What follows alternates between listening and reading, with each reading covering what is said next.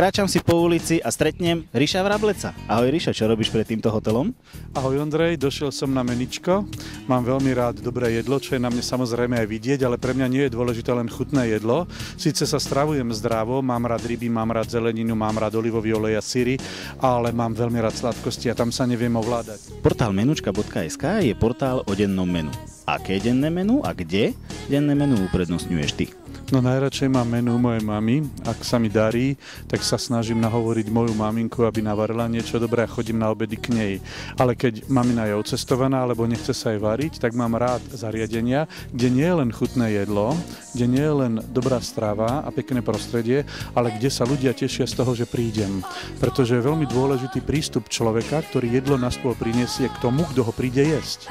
Takže hotel Bratislava a hotel Holiday Inn v Bratislave, to sú pre mňa dva hotely, ktoré mám rád, kde chodím pravidelne na menu a som veľmi, veľmi spokojný práve s prístupom personálu. Ono všetko v živote funguje tak, keď miluješ ľudí, dajú ti bohatstvo. Keď miluješ bohatstvo, prídeš o ľudí. A ak s týmto slogánom robíš ktorúkoľvek prácu, že máš človeka na prvom mieste, potom všetko funguje ako hodinky. A preto mám rád menu v hoteli Bratislava a v hoteli Holiday Inn, lebo to funguje ako hodinky a cítim sa tam ako král. A tak to má byť. Takže to, že sme sa stretli práve tu, náhoda nie je.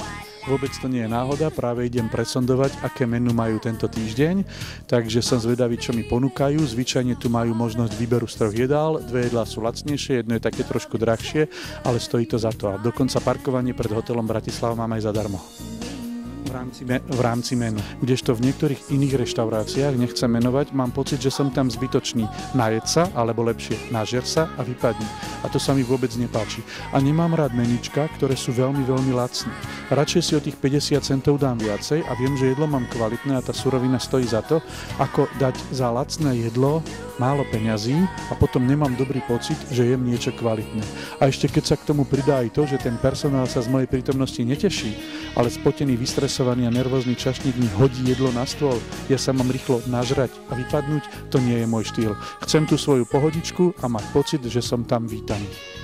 Ďakujem ti veľmi pekne. Menučka.sk, správna voľba pre každého, kto sa chce dobre nájsť a byť spokojný. Lebo keď ste spokojní, tú spokojnosť vyžarujete a priťahujete len spokojných ľudí. Takže správna cesta k vašej spokojnosti je menučka.sk.